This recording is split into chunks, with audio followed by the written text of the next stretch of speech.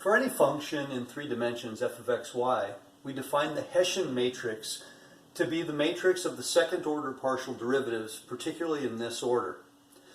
The part that we need to use is the determinant of this, which we will identify as h of x, y. And notice that because the cross partials are the same, this will simply come out to this quantity here. This is the most important part of the analysis.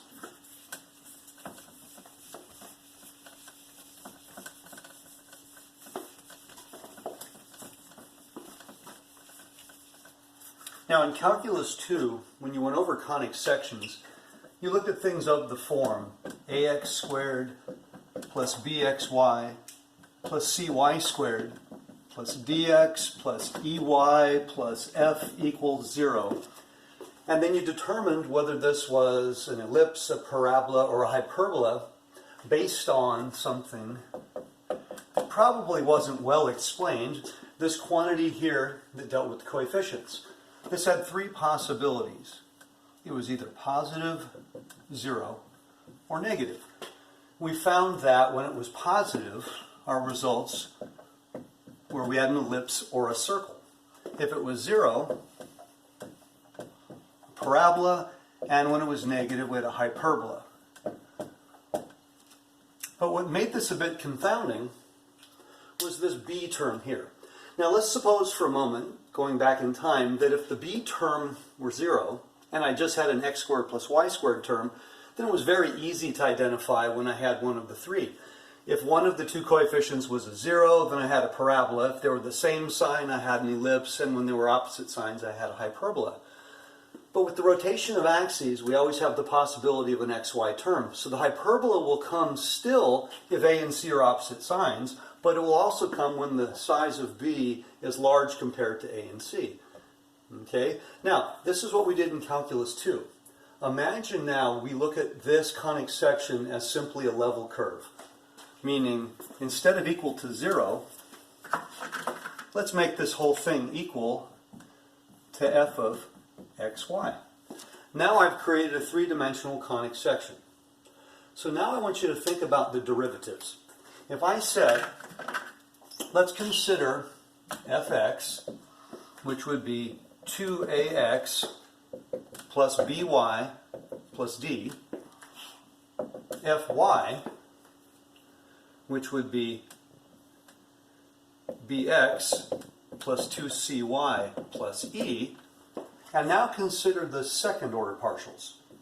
fxx, which would be 2a, fyy, which would be 2c, and fxy, which equals fyx. You can examine that really quickly, and that would equal b. So going back to this quantity right here, 4ac minus b squared, we notice that 4ac minus b squared is equal to fxx times fyy minus the square of xy.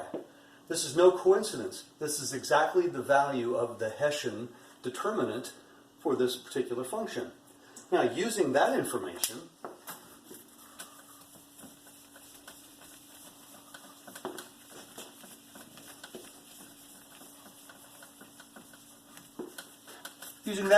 I can make the conclusion for a three-dimensional function when I will actually have a maximum or a minimum based on the Hessian. That will follow up with some of the lecture notes I posted.